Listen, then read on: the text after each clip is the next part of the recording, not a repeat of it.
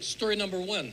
There is a shoemaker once upon a time that had this technique of making shoes which are very interesting. He had a ribbon, and he would take the ribbon, he would turn around, he would twist it, and he would make the most beautiful, amazing shoes in the world. Everybody in the world wanted to go and see his shoes and buy them from him because it was so amazing.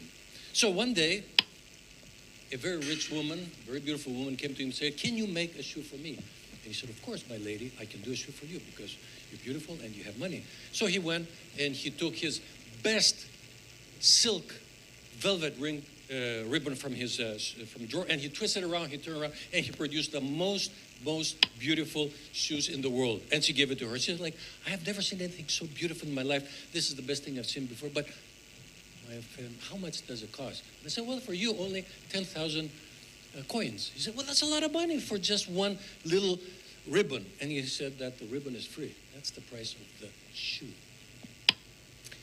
Which means that why are we paying so much money for something when the price of it is so little? Like, for example, you pay $5.99 for an iPhone, but really, the iPhone, the material, costs only $1.03. So what are you paying for? Who are you paying it for? And what is it that you're paying for? Story number two. There was a beautiful inventor, a woman who actually made a machine, a robot, a very kind of crazy robot that was very charming, very interesting. Everybody wanted to go and see this robot because it was wise and very interesting.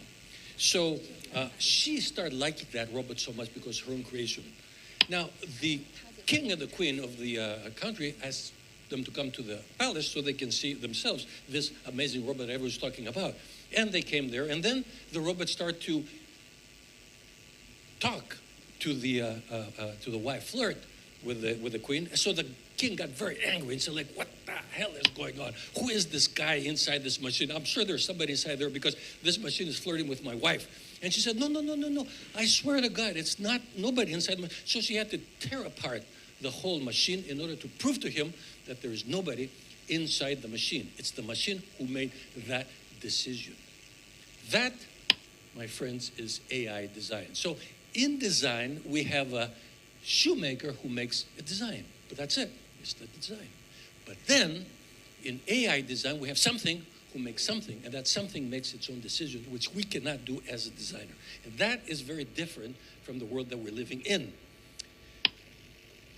Creating something is always good because it shows who we are.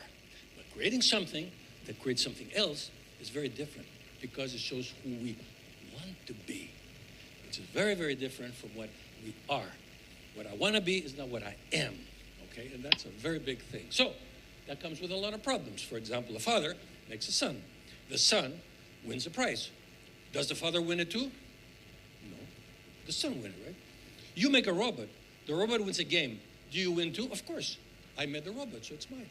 I am the one who wins. But what if we changed it and reverse it? The father makes a son. The son robs a bank. Does the father go to jail?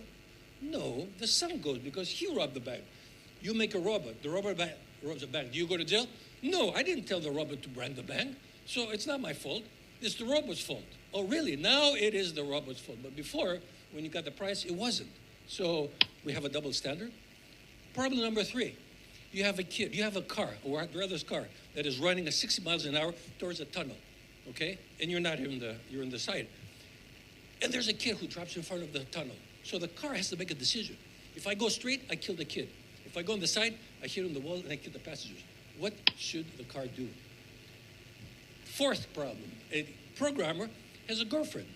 And the girlfriend is bothering him all the time by sending him a message. So he decides to write a program to talk to the girlfriend.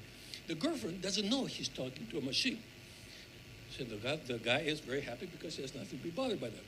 But then she comes back to him and says, like, "I like you so much. I love you so much."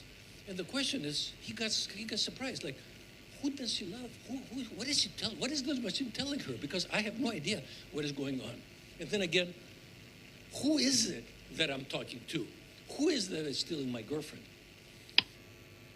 So one day, I saw this phrase on the wall that said that if you can think of it, it exists. And I took all these pieces, I put it by the window, and I opened the window, and the breeze came in, and they got on the floor, and then I read something else. If it can think of you, you exist. Who is this it? Who is it telling me? Who made that sentence? Maybe the it is the thing that is telling me. Maybe you are living in a world of its. It's not this guy sitting on a chair. It's the chair that tells him to sit upon it, which is very different from what we think. I see an apple. I love it. I see it. I take it. I eat it. I throw away the seeds, and I think that I'm eating a fruit. But no, the fruit is inviting me to be eaten so I can have the seeds, throw it away, and become, which is a very different story than what we think all the time. So it's not the thing. It's the thing in the thing. It's the story in the story, the form in the form, the action in the action, the product in the product. I don't want. I want to want.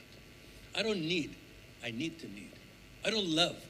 I love to love, which is very different things. So the mass problem is that if there is a mistake, whose is the mistake? When you say it's my mistake, that's not possible, because if it's your mistake, it means you have no control over it, so therefore it's not yours. And it's not yours, then whose mistake is it? Who made the mistake? Who is on the other side of the mistake? A drug addict wants to kill himself, but he's afraid. He's scared. So he uses a Russian roulette because he knows maybe I will save my life. But the gun knows where the bullet is. So the gun has a problem. If I kill the guy, I become a gun again. But if I don't, he'll need me. So what should I do? Huh? Thank you.